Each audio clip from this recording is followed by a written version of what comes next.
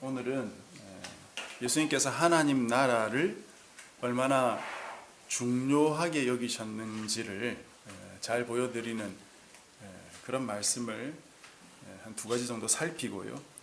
그 다음에 하나님 나라를 중시하지 않는 삶을 살 때 우리 삶에 벌어지는 일이 뭐냐 하는 것을 오늘 본문으로 이렇게 나누면서 좀 도전을 받고자 합니다. 최근에 저는 저녁 식사를 할 때마다 중증외상센터라는 TV 드라마를 하루 한 편씩 봤는데요. 아주 재밌게 봤습니다. 함께 본 아들이 말하기를 참 재미도 있고 감동도 있고 교훈도 있어가지고 너무 좋았답니다. 저도 참 재밌게 봤는데요. 제가 잠시 이 내용을 말하는데 좀 스포가 있을 수 있습니다. 그래서 혹시나 보지 않으신 분들은 그냥 귀를 좀 닫고 계시고 이 드라마 안에 주인공의 그 성격이 참 인상 깊죠. 이 사람의 성격은 보통 우리가 이렇게 대찬 성격 이렇게 말하는 그런 성격을 가진 사람인데요. 이 의사가 이제 전쟁 중인 나라에 투입돼서 거기서 막 수술을 하기도 하고요. 그 전쟁 속에서 때로는 막 총을 쏘기도 하고요. 헬기를 조종하고 뭐 헬기에서 뛰어내리는 레펠도 하고 막 그럽니다. 그러다가 이제 그 사람이 이제 그 나라에서 돌아와서 귀국해서 한국에서 이제 최고의 병원의 교수로 임명이 되는데 그것도 이제 장관의 추천으로 이렇게 임명이 되거든요. 근데 그 병원에서 주변 의사들과 이 사사건건 부딪히게 되는 거죠. 그 이유는 바로 이분의 이 대찬 성격, 그것 때문입니다. 그럼에도 불구하고 중증외상팀이 있었는데 이걸 중증외상센터로 격상을 시키게 되고 이 의사를 동조하는 사람들이 이제 조금씩 늘어가거든요. 그 이유는 바로 이 의사가 가지고 있는 특출한 실력 때문이에요. 전장의 삼엄한 공포 속에서도 경비를 하면서 수술을 했던 터라 이 편안한 나라에 와서는 뭐 못할 수술이 없었던 거죠. 앰뷸런스 속에서도 막 수술을 하면서 그 앰뷸런스를 타고 오고요. 구조용 헬기 속에서도 막 수술을 합니다. 선배 의사들은 물론 원장도 그 앞에서 쩔쩔매고 심지어 이 장관까지 그의 눈치를 살펴야 하는 그런 정도였어요. 그래서 결국은 그렇게 깐깐하던 이 원장을 설득해가지고 그 병원에 닥터 헬기를 도입하기까지 하는데요. 이런 그의 삶에 좌우명이 하나 있어 보입니다. 살릴 수 있는 환자는 절대 죽게 내버려 두지 않겠다 하는 거였어요. 그가 이런 목표를 가지게 된 데는 자기 아버지의 죽음이 있었습니다. 주인공이 어렸을 때 아버지가 사고를 당해서 돌아가시게 됐는데요. 그 아버지를 모시고 아버지를 살려보겠다고 이 병원 저 병원 막 돌아다녔지만 아무 병원에서도 받아주지 않는 겁니다. 왜? 다 죽어가니까. 그래서 마지막 이른 병원에서 그의 아버지가 돌아가실 수밖에 없고 그때 그걸 경험한 이 주인공은 내가 의사가 되어야 되겠다. 그래서 죽어가는 환자들을 살려야겠다. 그렇게 마음을 먹게 됩니다. 의사가 된 뒤에 그의 삶은 온통 죽어가는 환자를 살리는 데에만 초점 맞추게 되었던 거죠. 단 하나의 이 목표, 단 하나의 목표를 가지고 이 사람이 살아가니까 거침없이 살아가게 되고 그가 원하던 그런 실력도 갖추고 인정도 받을 수 있게 된 것이 아닌가 그런 생각이 들었습니다. 저는 이 드라마를 보면서 정말 저렇게 인생의 목적을 단순한 하나의 목표로 가지고 살 수 있으면 얼마나 좋을까 그런 생각이 들었습니다. 그러면서 최근에 우리가 묵상한 이 누가복음 말씀을 살펴보니까 예수님도 그렇게 사신 게 아닌가 하는 그런 생각이 들었어요. 예수님의 대범함, 또 용기, 또 그 백성들을 향한 아주 놀라운 사랑, 이런 것들이 어디서 나올까? 바로 예수님도 하나의 목적을 가지고 사셔서 그랬던 게 아닌가 그런 생각이 들었어요. 그래서 오늘 바로 이 부분을 누가복음 몇 군데를 통해서 좀 우리가 함께 나누고 우리 자신에게 좀 잘 새겨놓는 시간이 되면 좋겠습니다. 먼저 두 부분의 말씀을 살피고 나서 세 번째로 오늘 본문을 가지고 마무리를 짓고자 하는데요. 먼저 첫 번째 우리가 살펴볼 본문은 누가복음 7장 말씀이에요. 누가복음 7장 18절을 여러분 한번 살펴보시기를 바랍니다. 누가복음 7장 18절부터는 세례 요한이 자기 제자를 예수님께 보내가지고 오실 그이가 당신이오니까 우리가 다른 일을 기다리오리까 하는 이 질문하는 내용이거든요. 여러분 아마 기억하실 겁니다. 이때는 세례 요한이 헤롯 안티파스라는 그 당시 분봉왕 때문에 감옥에 투옥되어 있던 때입니다. 그래서 자기 제자들을 보내서 예수님께 이런 질문을 했던 거죠. 세례 요한이 예수님이 누군지 몰라서 이런 질문을 했을까? 전혀 그렇지 않죠. 세례 요한은 엄마 배에 있을 때부터 예수님을 알아보았던 사람이죠. 예수님의 어머니 마리아가 예수님을 잉태한 채로 자기 집에 왔을 때 세례 요한은 역시 세례 요한도 자기 엄마 뱃속에 있었죠. 그때 뱃속에서 뛰어놀았다고 그렇게 기록되어 있어요. 예수님이 자기에게 세례 받으러 왔을 때도 세례 요한은 그분을 알아봤고요. 그분께 순종하는 마음으로 예수님께 세례를 베풀었죠.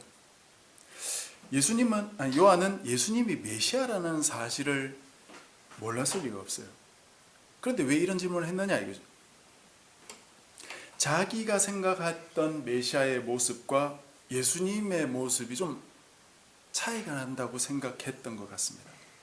세례 요한은 예수님이 어떤 메시아라고 생각했을까요? 사람들이 세례 요한에게 세례를 받으러 와서는 혹시 당신이 그리스도가 아닙니까? 그렇게 물었죠. 그때마다 세례 요한은 뭐라고 대답했습니까? 나는 물로 세례를 주지만 내 뒤에 내보다 능력이 훨씬 많은 분이 오는데 그분은 성령과 불로 세례를 줄 거다. 그래서 그분이 와가지고는 알곡을 착 모아가지고 곳간에 들이고 쭉정이는 꺼지지 않는 불에 던져버릴 거다. 그렇게 말했습니다. 세례 요한이 기대한 메시아는 심판의 메시아였어요. 심판의 메시아. 그래서 세례 요한이 소리친 내용이 회개에 합당한 열매를 맺어라. 그러면서 세례를 주었거든요. 안 그러면 메시아가 오면 너희들 다 죽는다 이거죠. 그런데 메시아라고 생각했던 예수님이 와서 하시는 사역을 보니까 자기가 생각했던 거하고는 조금 이 방향이 다른 것 같다 이거죠. 사람들을 고쳐주시고 귀신 쫓아내주시고 죽은 사람 살리고 심지어 죄인들과도 막 가까이 하는 허물 없는 그런 모습을 너무 많이 보이는 거죠. 그래서 감옥에서 자기 제자들을 보내가지고 예수님께 여쭈었던 것 같습니다. 말은 그렇게 안 했지만 속뜻은 이거였죠. 예수님, 왜 심판을 하지 않으십니까? 왜 회개하지 않는 이들을 불로 심판하지 않으세요? 고치고 치료하는 건 좋은데 도대체 심판은 언제 하십니까? 말라기에서 말했던 그 용광로 같은 불, 그거 가지고 와서 심판하셔야 되는 거 아닙니까? 그때 예수님이 무슨 대답을 하셨습니까?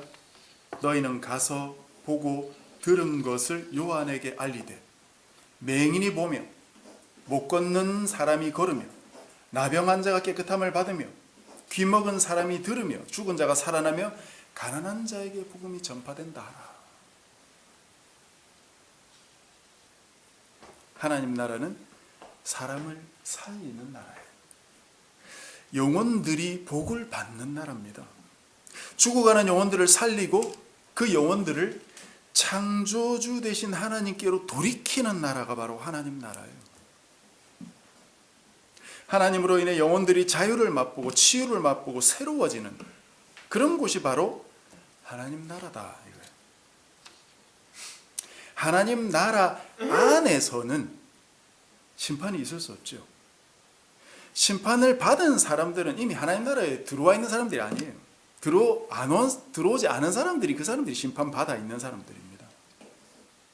하나님 나라에 들어온 사람은 구원받은 사람들이죠. 그런 의미에서 하나님의 심판 역시 목표가 하나님 나라에 있는 것이지 심판 자체가 목표는 아닙니다.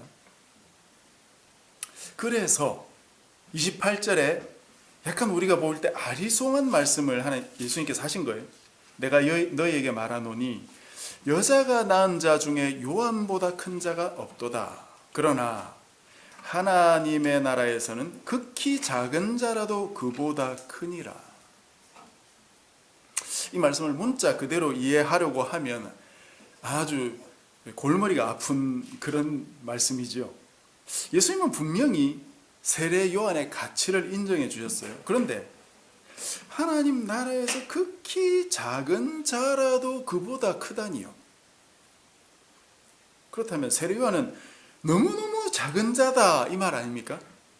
혹은 그가 혹시 하나님 나라에 들어오지 못했다는 말인가? 그런 생각도 들지 않아요? 그런 뜻이 아니겠죠. 다시 여러분 문맥을 잘 보시면 26절에 예수님은 요한을 선지자보다 훌륭한 자라고 말씀을 하셨고요. 27절에는 요한을 예수님을 예비하는 마지막 선지자로 말씀하시거든요. 그리고 그 뒤에 요한 바로 뒤에 예수님이 오신 겁니다. 예수님은 하나님 나라의 선포자로 오셨고 동시에 하나님 나라를 이 땅에 도래시킨 장본인이었어요. 예수님은 하나님 나라의 모든 걸 직접 가지고 오신 분이었어요. 그분이 가져오신 하나님 나라는 이 땅의 어느 한 곳에 속한 그 영토를 가지는 나라가 아니죠. 예수님 당시 유대 땅은 로마의 식민지였고 예수님은 로마인도 아니셨기 때문에 손바닥만한 그분의 땅덩어리도 없었을 겁니다. 하나님 나라는 땅덩어리가 아닙니다. 하나님의 주권과 하나님의 백성으로 이루어진 나라죠. 즉 하나님 나라는 하나님 주권에 순종하는 백성들로 이루어진 나라고 그 나라 안에서 일어나는 일은 예수님이 세례 요한에게 말씀하셨던 그런 구원입니다. 그러니 하나님 나라 안에서는 선지자니 제사장이니 왕이니 하는 이런 직분들은 이제 필요 없어요. 예수님이 왕이고 예수님이 선지자고 예수님이 제사장이에요. 예수님께서 하나님 나라에 필요한 모든 것을 다 가지고 오셨다 이 말입니다. 그래서 이제는 예수님을 통해 이루어진 그 하나님 나라가 본체입니다. 본체. 그것이 가장 중요한 것이에요. 그거밖에 안 남은 겁니다. 이제 요한이 위대한 사람인 건 맞지만 하나님 나라 안에서는 예수님을 예비한 위대한 선지자라는 타이틀로 서는 게 아니다 이 말입니다. 세례 요한의 타이틀은 그야말로 아무것도 아닙니다. 그는 그저 하나님 백성, 하나님 나라의 백성의 한 사람일 뿐이에요. 하나님 나라의 백성으로 그 하나님 나라에 들어가는 거지 위대한 선지자로 들어가는 게 아니다 이 말입니다. 예수님이 가지고 오신 하나님 나라가 제일 중요하다 이거죠. 그것이 바로 하나님 나라의 중심성입니다. 우리 모두도 마찬가지예요. 교회 안에서 목사니, 권사니, 장로니, 집사니, 교사니 어떤 타이틀도 하나님 나라에서는 아무것도 아니에요. 오직 하나님 나라의 백성이냐 아니냐 그걸로 판가름 날 뿐입니다. 예수님이 가지고 오신 하나님 나라의 백성이 되는 것이 가장 중요한 것이에요. 하나님 앞에서 하나님 나라의 백성의 타이틀로만 설 수 있는 거지 뭐 내 직분이나 내 명예나 내 인기로 설 수 있는 사람 아무도 없습니다. 아무리 목사 장로여도 하나님 나라의 백성이 아니면 배척받게 되는 거예요. 제가 이런 말씀을 종종 드리는데 아마 제가 이런 말씀 드릴 때마다 비유적으로 그렇게 말씀하려니 그렇게 생각하는 분이 있는지 모르겠어요. 그렇지 않습니다. 제가 조금 뒤에 바로 설명드릴 오늘 우리가 읽었던 그 본문, 바로 그 본문이 제가 조금 전에 말씀드린 이 내용을 말하고 있는 겁니다. 당시 바리새인이나 서기관들은 오늘날로 말하면 목사 장로들입니다. 이들이 예수님께 저주의 말씀을 듣고 있는 본문이 바로 우리가 오늘 읽은 본문이에요.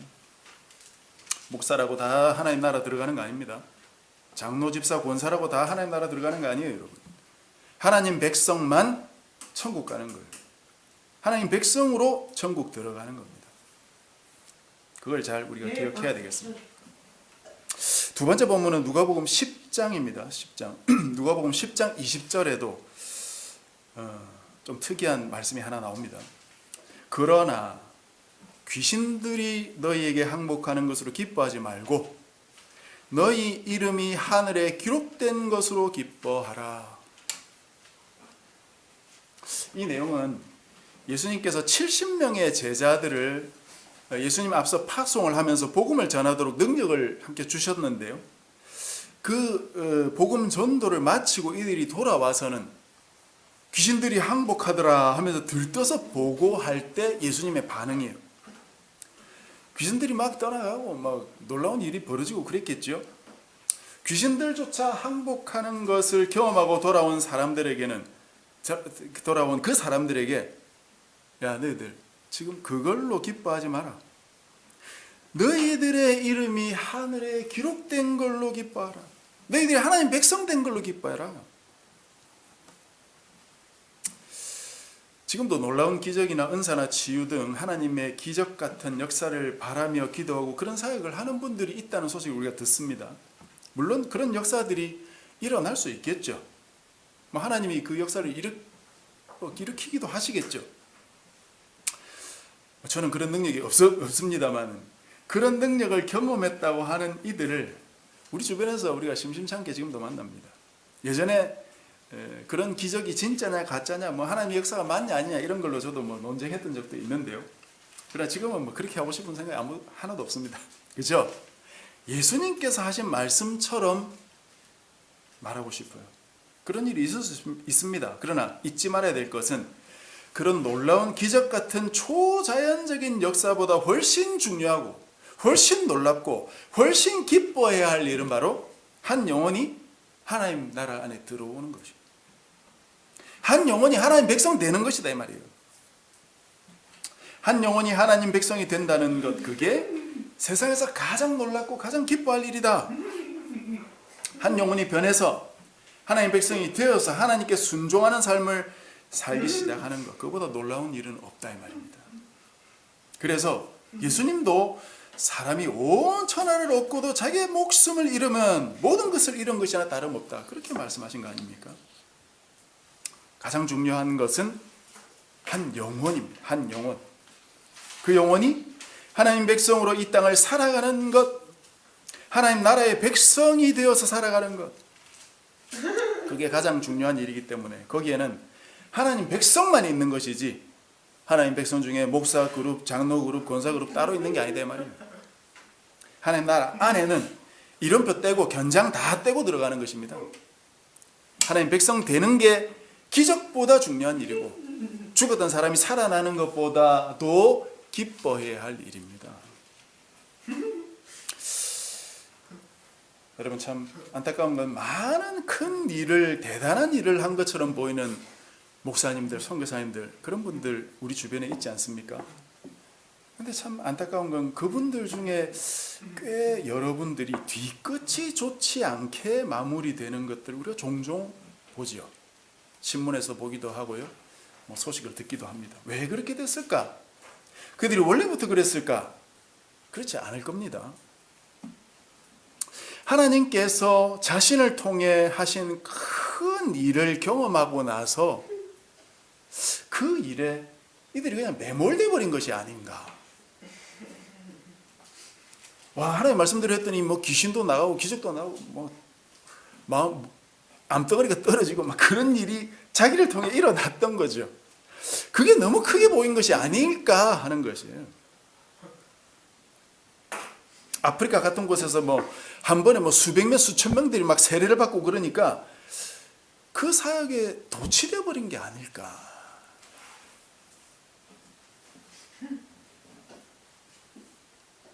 지금도 참 여러 목사님들이 머릿속에 떠오릅니다, 여러분.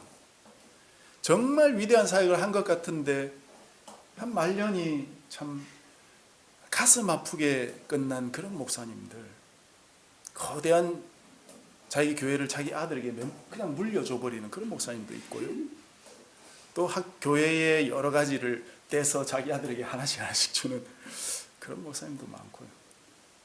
참 안타깝다는 생각이 들어요.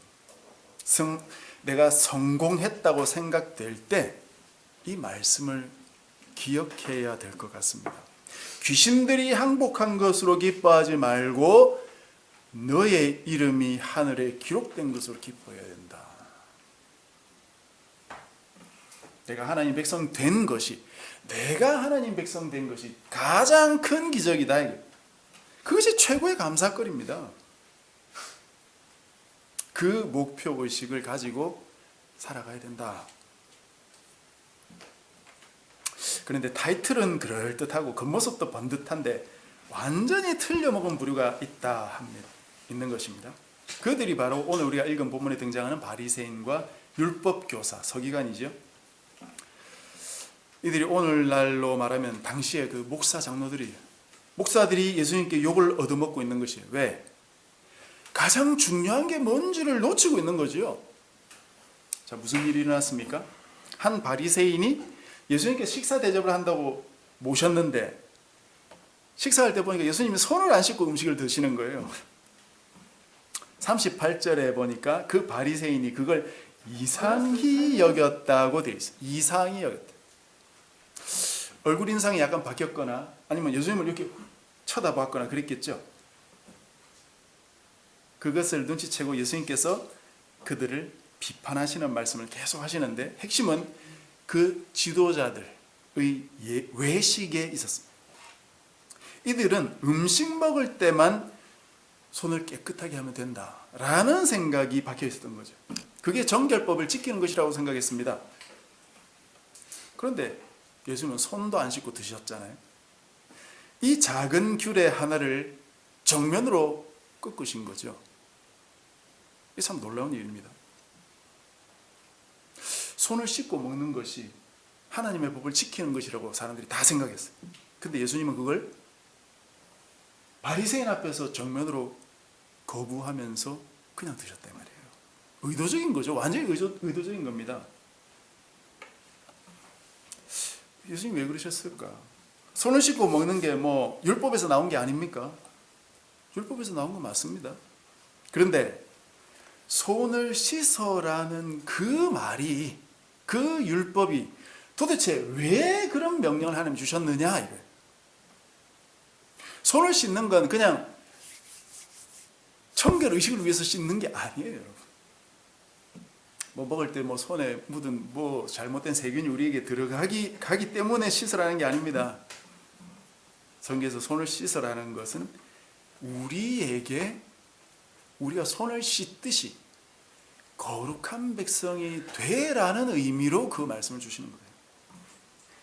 손을 씻어서 거룩한 손으로 음식을 먹어야 거룩한 백성이 된다는 게 아니라 늘 먹을 때마다 손을 씻듯이 너희들도 거룩한 백성, 깨끗한 백성이 되기를 염두에 두며 살라는 것이 그 법에 담겨 있는 뜻입니다.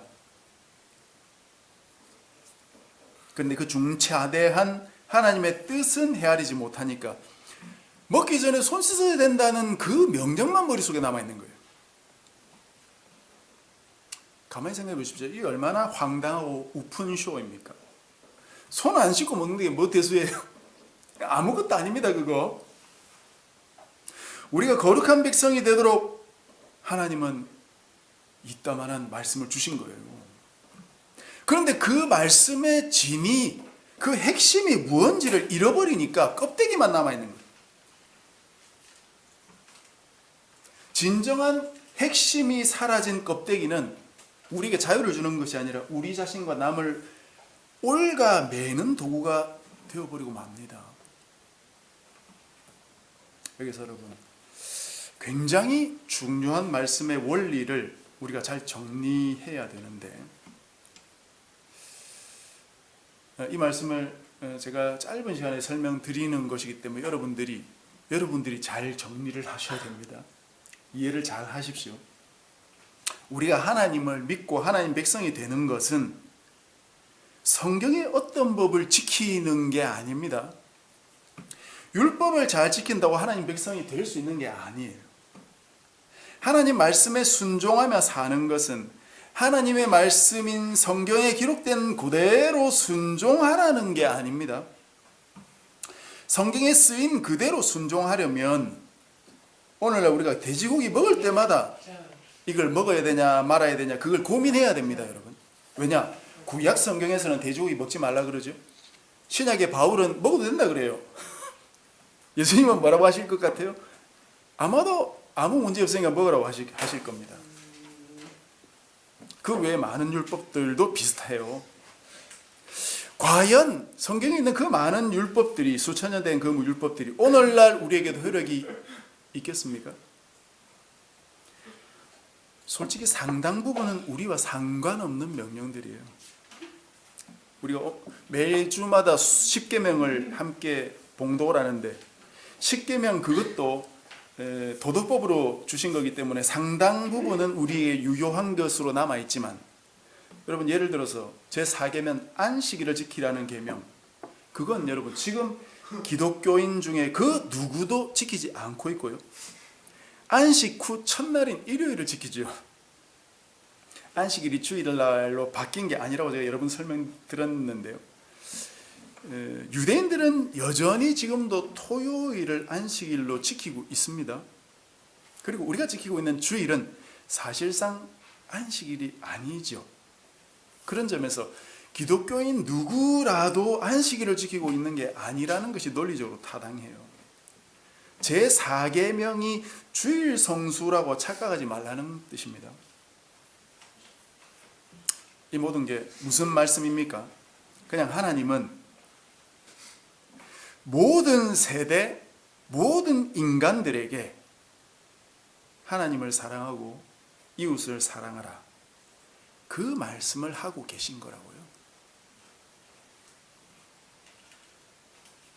성경 안에서 그 역사가 수천 년 되니까 그 안에서도 그것이 시대마다 약간씩 다르게 해석되어 온 흔적이 있듯이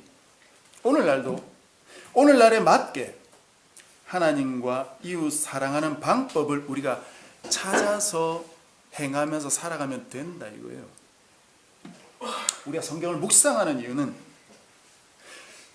하나님과 이웃을 사랑하는 그 명령을 그 당시 백성들이 어떻게 순종했는지를 살펴보면서 오늘날 내가 그 명령을 어떻게 순종할지를 아이디어 얻기 위해서,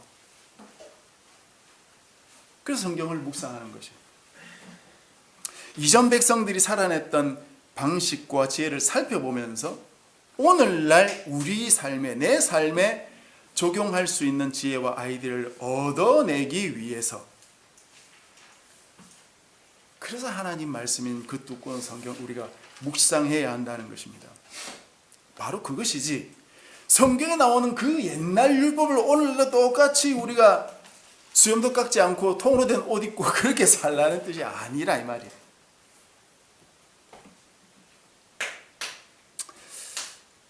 이 하나님의 말씀의 핵심을 이해하지 못하고 짚어내지 못하기 때문에 수많은 사람들이 아직도 율법을 그대로 지켜야 되는 거 아니야, 성경을 지켜야 되는 거 아니야, 유월절을 지켜야 되는 거 아니야, 그렇게 알고 있다 이 말입니다.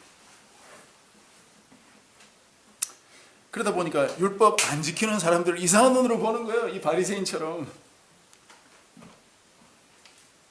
당시 지도자들이 보기에 예수님은 너무나도 쉽게 그냥 막 율법을 어기는 것 같지 않습니까? 그러니까 득달같이 달려들어가지고 예수님 당신 잘못했다고 막 손가락질하고 그러고 싶었죠. 그런데 그렇게 할 때마다 오히려 된통 예수님께 당하는 거 보십시오.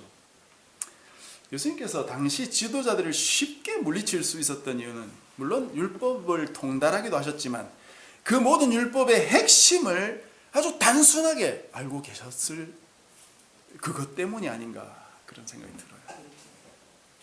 하나님 나라의 중심성, 하나님 나라의 중요성, 하나님 나라의 백성들의 삶의 핵심, 바로 그것을 단순하게 바라보면서 살아가는 것, 그것이 가장 중요한 것인 것 같습니다.